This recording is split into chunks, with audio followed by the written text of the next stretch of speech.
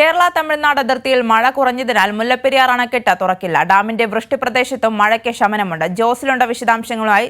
ജോസിൽ, നേരത്തെ 10 മണിയോടെ ഷട്ടർ തുറക്കുമെന്നായിരുന്നു അറിയിച്ചത്. എന്നാൽ മഴയ്ക്ക് ശമനമുള്ള പശ്ചാത്തലത്തിലാണ് തീരുമാനമെന്ന് മനസ്സിലാക്കുന്നു. എന്താണ് വാർത്തയുടെ വിശദാംശം?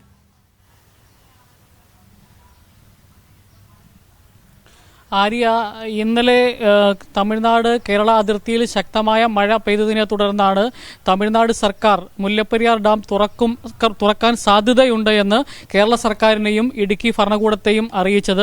അതിന്റെ അടിസ്ഥാനത്തിലാണ് ഇടുക്കി ജില്ലാ കളക്ടർ ഷീബ ജോർജ് പത്രക്കുറിപ്പിലൂടെ ജാഗ്രത പാലിക്കണം എന്ന നിർദ്ദേശം ജനങ്ങൾക്ക് മുമ്പിലേക്ക് വെച്ചത്.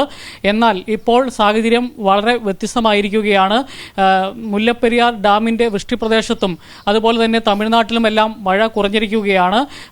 ഇന്നലെ ഈ വൈകിട്ടോടുകൂടി ഏകദേശം 12,000 ഘനയടി ജലത്തോളം നീരൊഴുക്ക് ആ പ്രദേശത്തുണ്ടായിരുന്നുവെങ്കിൽ ഇപ്പോൾ ഡാമിൽ ഏകദേശം 2,225 ഘനയടി ജലം മാത്രമാണ് ഡാമിലേക്ക് ഒഴുകി എത്തിക്കൊണ്ടിരിക്കുന്നത്. ഇന്നലെ 1,867 ഘനയടി ജലത്തോളം തമിഴ്നാട് പെൻസ്റ്റോക്ക് പൈപ്പ് വഴിയും അതുപോലെ തന്നെ കനാല് വഴിയും എല്ലാം കൊണ്ടുപോയിരുന്നുവെങ്കിൽ ഇപ്പോൾ ഏകദേശം 250 ഘനയടി ജലം മാത്രമാണ് തമിഴ്നാട് അവർക്ക് വേണ്ടി അവരുടെ സംസ്ഥാനത്തേക്ക് കൊണ്ടുപോയിക്കൊണ്ടിരിക്കുന്നത്.